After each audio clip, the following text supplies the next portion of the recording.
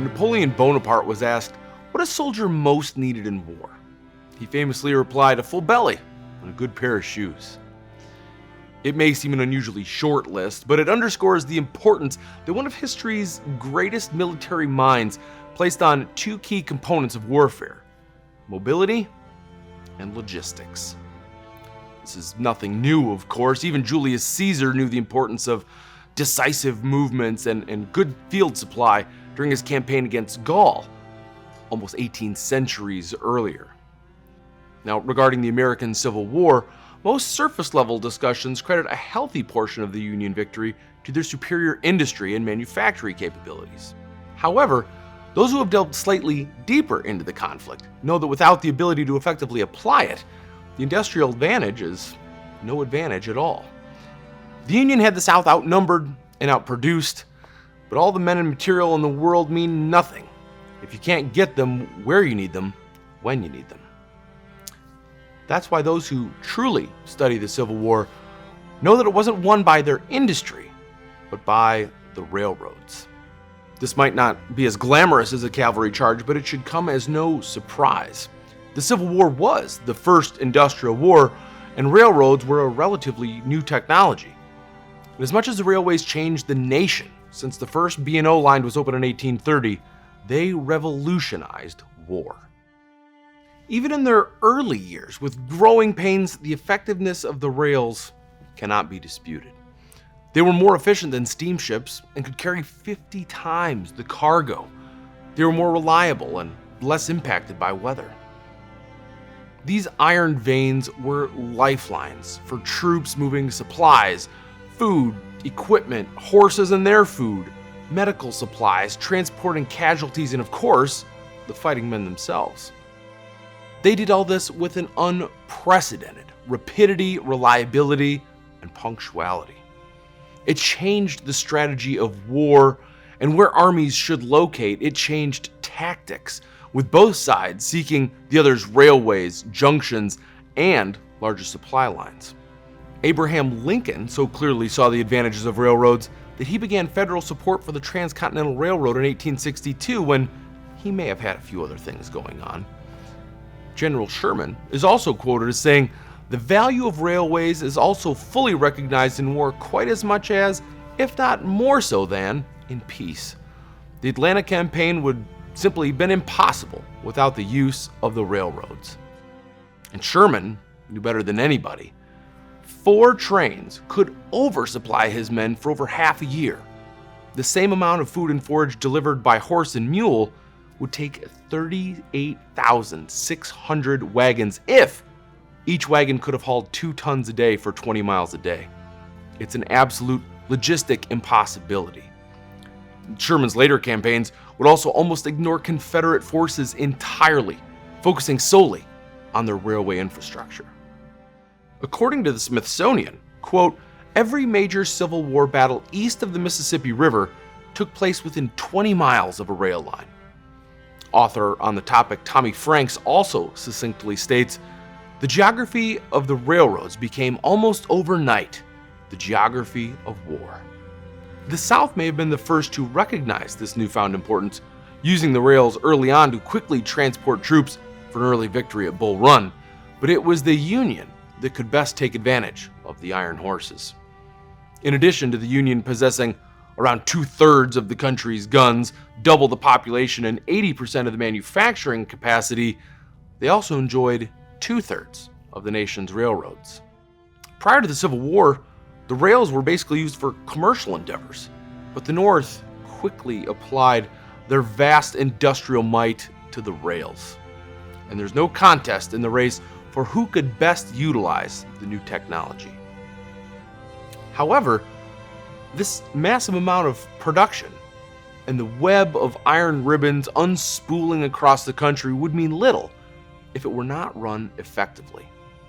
Those very iron ribbons would have as much potential to bind the Union in a rat's nest of disorganization as they would to provide a smoothly functioning apparatus of war. Enter Lewis B. Parsons Jr. And simply put, Parsons was the railroads. Now, Railroads rightly receive the appropriate amount of credit for those in the know for their role in the Civil War, but few know the name of the man responsible for their proficiency. A Yale graduate in 1840, with a law degree from Harvard just 4 years later, Lewis Parsons brought a keen mind with him when he traveled to Alton, Illinois to practice law. By 1857, he was working for the banking firm Page and Bacon that helped finance the Ohio and Mississippi Railroad, where he became fast friends with the railroad's vice president and key Civil War figure, George McClellan. It was this connection to the eventual first commander of the Army of the Potomac that helped bring Parsons in front of the top political and military eyes of the time, but it was his own accomplishments and merit that kept him there. By December 1861, Parsons had been ordered to, quote, take charge of all the transportation pertaining to the Department of Mississippi by river and railroad. But in that simple order lay a tremendous and daunting challenge. This was not one large network. It was dozens, if not hundreds, of smaller competing businesses, each running their own small portion of railroad or a small section of river. Rates were inconsistent and at times exorbitant. Hundreds of thousands of men needed to be moved regularly, and they all had to be supplied. All the railroads, all the steamboats, the military leaders all had to be on the same page, and Parsons made sure they were. He didn't just reorganize, he overhauled the entire system. Parsons first worked on eliminating corruption from the system, then set about making it as efficient as possible, freeing massive, untold sums of money for the Union war effort. In fiscal year 1863 alone, he moved 250,000 pounds of supplies, 329,000 troops, 82,000 horses and mules, and 25,000 cattle. He centralized control of resources, moved assets, distributed men and supplies, limited risk, prevented bottlenecks, ensured railways were paid fairly and promptly, all with constant reevaluation and prioritization, and with the highest levels of integrity and honesty. Parsons was unquestionably the man for the job, a brilliant logistic phenom without which the Union would have had struggled mightily. Additional reading about Parsons is strongly recommended to more fully understand how arduous was his task and how bewildering were his results. And now, I'd like to speak to the Colt collectors in the room. Because in November 1862, a pair of revolvers was being engraved. The work had been ordered by Parsons' brother Philo and presented shortly thereafter to Colonel Lewis B. Parsons. And ladies and gentlemen, the result is one of the most significant and stunning pairs of 19th century percussion Colts, period. It's a pair well known to collectors and published extensively in nearly every recent Colt book of note. But this is the first time that they have been offered for public sale. These are the Parsons Armies. Percussion Colts are, of course, king in the discipline of fine American arms collecting, and the Parsons Armies are near the very peak. They're every bit in the same breath as other renowned and named Colts, such as the Anderson guns or the Milliken Dragoon. During the height of the Civil War, when every possible Colt 1860 Army was being sold to the Union, this pair, this consecutive pair, was set aside for some of the most exquisite treatment that Colt could offer, making them among very select company. Most presentations during the Civil War were models not under military contract, but the Parsons Armies are not most presentations. Burl walnut grips, factory double-cased, and absolutely deluxe engraving, from the hand-cut cylinder scene to the perfectly executed hand-checkered loading levers. If this were a pair of Colt single-action Armies, This would be full C coverage deluxe engraving, likely a step beyond. They bear a striking resemblance to the pair presented to Parsons' old railroad colleague, General George McClellan. While Rock Island Auction Company had the privilege of auctioning a single McClellan revolver in 2019 for $299,000, unfortunately, his set was broken up many years ago. The other revolver and its case currently reside in the Smithsonian. Now think on that. $299,000 for a single revolver, the quality of which is housed in the Smithsonian. And now feast your eyes on the full, complete, consecutive pair that remains in positively staggering condition. At Rock Island Auction Company, we sell six-figure arms in any given premier auction. But the Parsons Armies are among the truly, truly great things that we have had the honor to offer.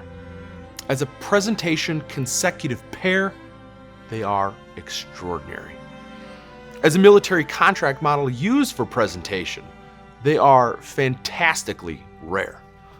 As art objects, they carry some of Colt's very finest and deluxe engraving, and all combined, they are among the absolute best and high condition of known percussion Colt sets. After Parsons died in 1907, his daughter placed them in Parsons College, the school he founded with two of his brothers. There they remained until they were eventually sold to good friend of Rock Island Auction Company and fantastic man, Mr. Bill Sisney. Bill, in turn, sold them to Mr. George Lewis, where they would spend a half a century in one of the classic Colt collections of all time. Eventually, of course, the Parsons Armies went to Mr. Greg Lamp, whose collection we introduced to you earlier this year. Mr. Lamp stepped up to buy these. He wanted to add an icon of the collecting field to his collection, and now it's time for the next steward of these absolute time capsules to step up and add something that truly elevates their collection. If you'll permit me, I'd like to read from In Memoriam, a short eulogy of sorts written after Parsons' death by some of his dearest friends.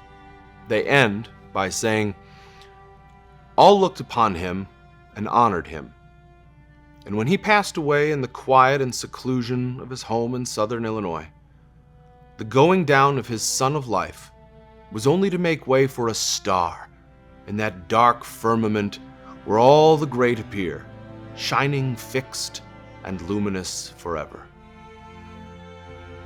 I dare say that the Parson Armies are that star.